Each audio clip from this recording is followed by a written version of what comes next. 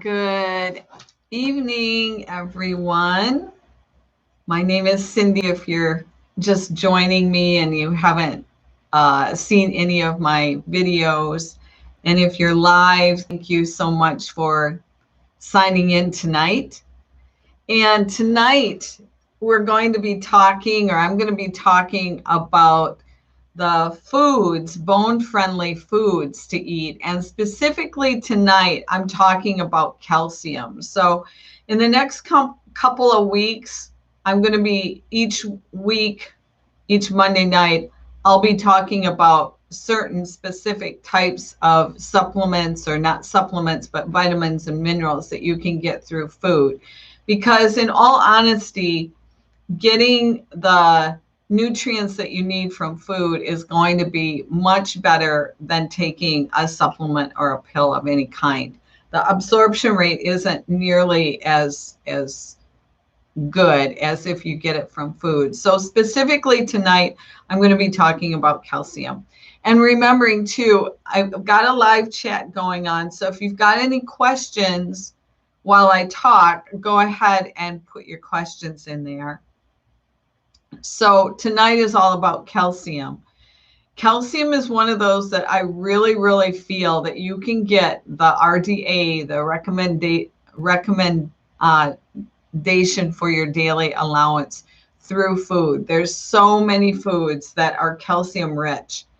So I'm going to go down a list, and then I'm also in the description for tonight's episode, I'm going to have a couple of links that are really good websites that you can get some more information about foods that are high in calcium.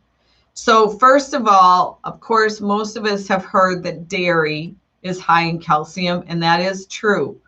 So one caveat to that is if you suspect that you're intolerant to dairy, you've got symptoms, especially in the digestive area, you digest some sort of dairy product and you start getting digestion problems, then you're probably not tolerant of that. And I strongly suggest that then you do some other type of food replacement if you want milk or something like that to substitute. There's actually 3 things in dairy that your body may not tolerate. So one of them we probably know, which is lactose. We've all heard about people that are lactose intolerant. But besides lactose, there's also whey, W-H-E-Y. And then there's also casein that is in dairy products. And you might be intolerant of 1, 2, or all 3 of those. So again, if you're having digestion issues after drinking milk or eating cheese, yogurt, that sort of thing, then it's probably best to stay away. But for those of you that are not, don't have any symptoms, then dairy can be a really good source for calcium. So I'm going to go down a list here of cows, of different dairy products. So I'll start with cow's milk. 8 ounces, 1 cup. We all know that 1 cup is 8 ounces. So 8 ounces of cow milk is, and I should back up a little bit. The RDA for calcium is 1,200 milligrams, 1,200. So 1 cup of milk is around 400. Your yogurt, 1 cup is 450, so it's actually a little bit more. And then there's ricotta cheese, 4 ounces, so that's a half a cup, is 325 milligrams. And then there's also some cheeses. Most cheeses are fairly high, but 3 that are very high, Parmesan, grated Parmesan, that would be fresh, not the kind that you get in the bottle, but fresh grated Parmesan. 1 ounce is 340 milligrams. Romano, 1 ounce is 300 milligrams. And mozzarella, 1 ounce is 270 milligrams. So again, that's a lot, right?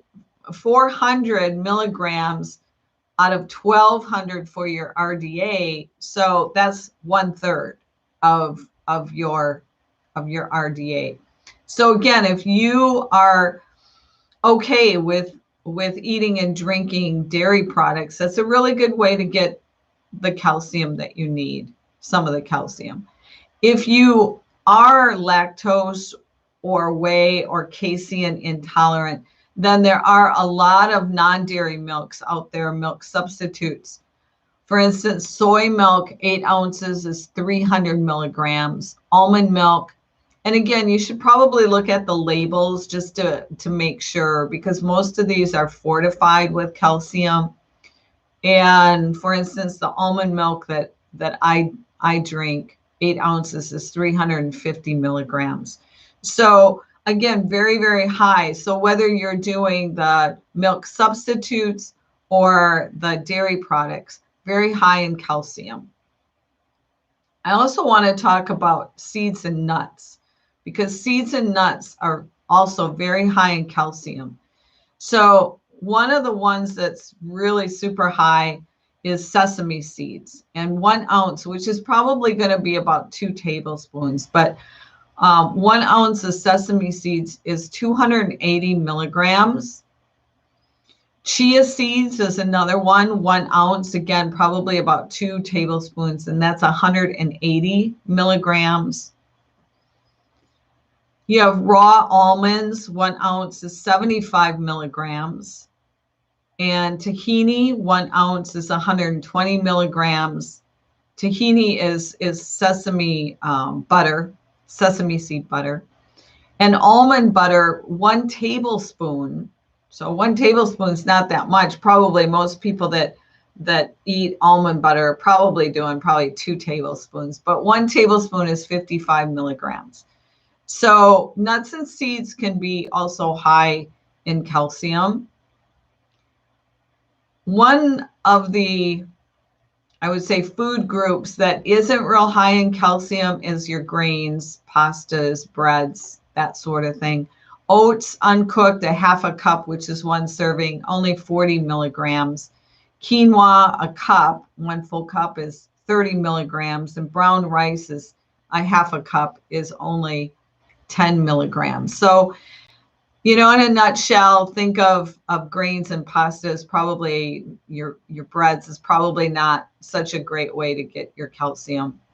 However, believe it or not, fruits, we probably know some vegetables are high in calcium, but you might not know that there's a lot of fruits that are high in calcium as well. And some fruit juices are fortified with calcium, so that makes them high as well. So 2 figs is 20 milligrams. So basically 1 fig is 10 milligrams. So considered high. A fresh orange, a large orange, 75 milligrams. Rhubarb, 1 cup of cooked rhubarb, 100 milligrams. Kiwi, 1 cup, 60 milligrams. 1 cup of sliced apples, 60 milligrams. Strawberries, 1 cup, 35 milligrams. If you drink fortified juices such as orange juice, 8 ounces is 300 milligrams, so almost the same amount as your milk or milk substitutes. And grapefruit juice, believe it or not, fortified with calcium, 8 ounces is around 350 milligrams. So again, really good sources there for some of your calcium. Veggies. We all know that our green leafy vegetables are high in calcium, and I'll read some of these to you. So cooked spinach, 1 cup, 250 milligrams. Raw arugula, 1 cup, 30 milligrams. Okra cooked, 1 cup, 125 milligrams. Mustard or collard greens cooked, 1 cup, 285 milligrams. Kale, 1 cup is 200 milligrams. Bok choy, 1 cup cooked is 180 milligrams. Broccoli, 1 cup is around 100 milligrams. So again, a lot of vegetables, especially your green vegetables. Also, sweet potatoes are in here. I've got one large sweet potato is around 70 milligrams. Also, squashes like butternut and acorn squash.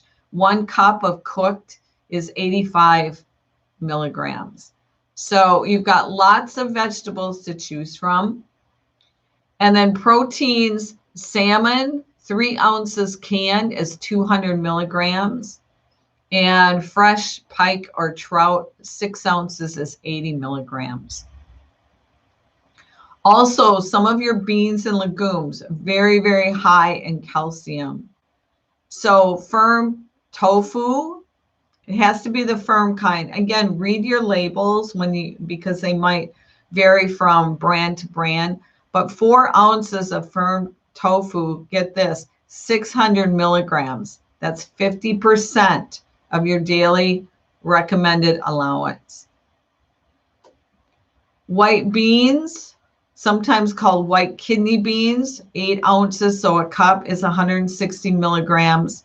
And most of your beans are at least 100 milligrams.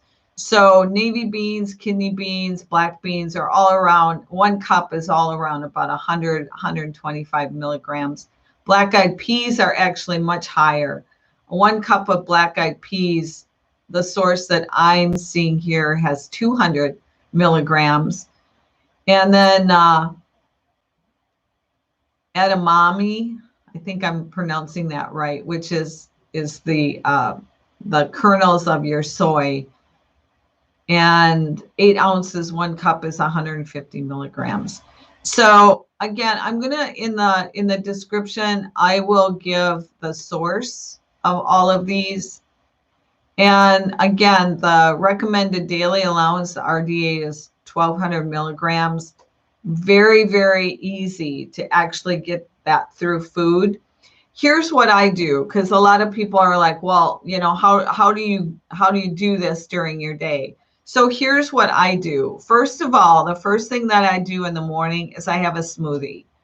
And the smoothie is different every day, but there's some base ingredients that are always the same. So I'm lactose intolerant, so I do a milk substitute. So I do 8 ounces of an almond milk. That's 350 milligrams. I always do 1 large orange, which is about 75 milligrams. And I always do 2 tablespoons of chia seeds. So right there, I'm getting a good 50 to 55% of the calcium that I need right out of the gate in the morning.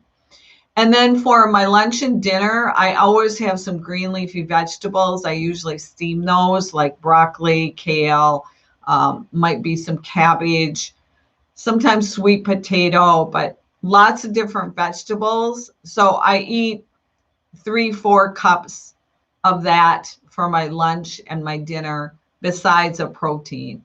So that's how I get my calcium during the day. Once in a while, I might take a little bit of a supplement, like maybe 200, 250 milligrams. But I really, really strongly suggest that if you are going to take a supplement for calcium, that is plant-based, number one, because it's easier for your body to absorb.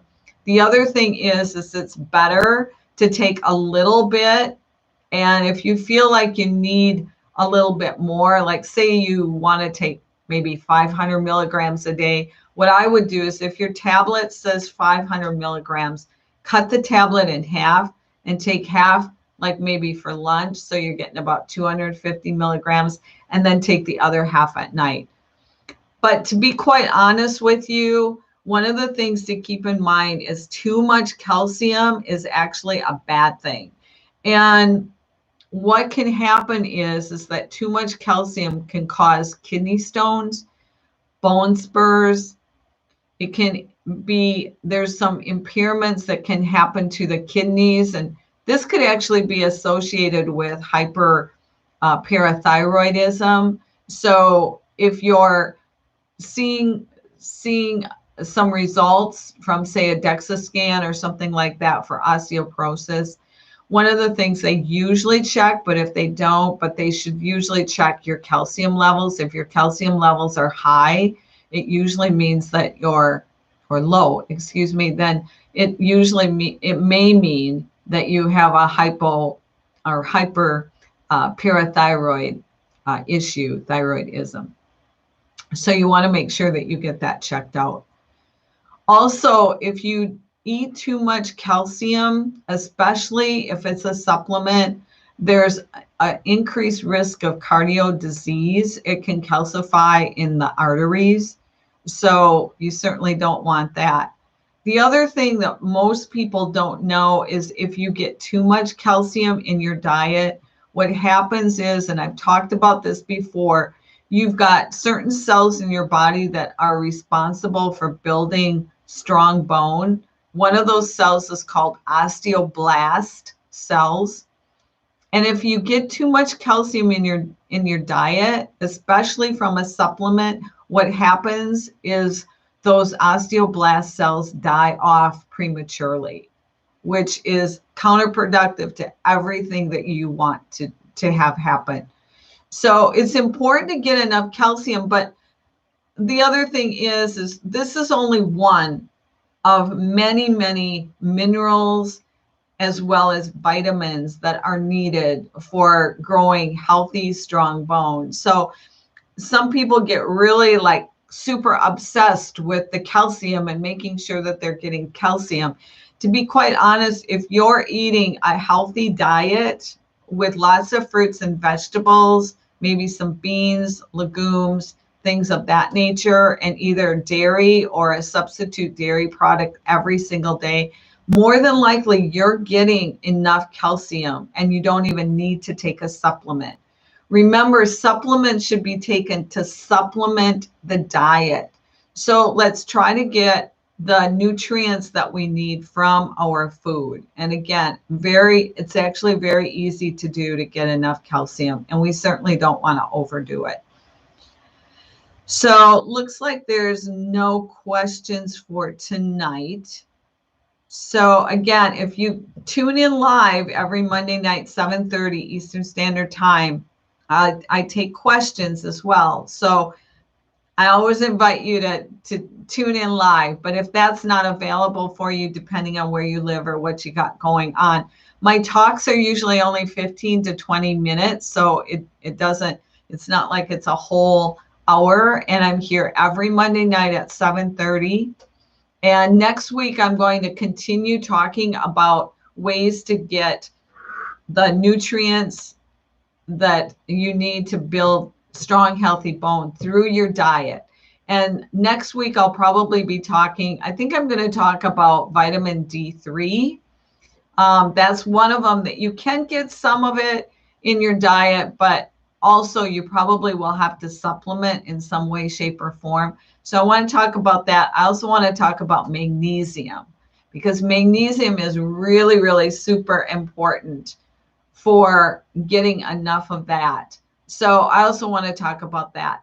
If you have a very specific thing that you want me to talk about, whether it's bone-friendly foods, the right supplements and nutrition, or if there's some other subject within osteoporosis that you want me to talk about, please write it in the notes, because I look at those and I'd love to hear what you're interested in learning more about. So that's all for tonight. Thank you again for watching. If you have not subscribed to my YouTube channel, I recommend that you do, because I have lots of videos that come out each week, each month. And if you are subscribed to my channel, then you're going to get notified. So I hope to see you soon. Stay well, stay healthy, eat your fruits, eat your vegetables, eat healthy, and you'll get the calcium that you need, as well as other nutrients to grow and get your bones nice and healthy and strong. Bye-bye.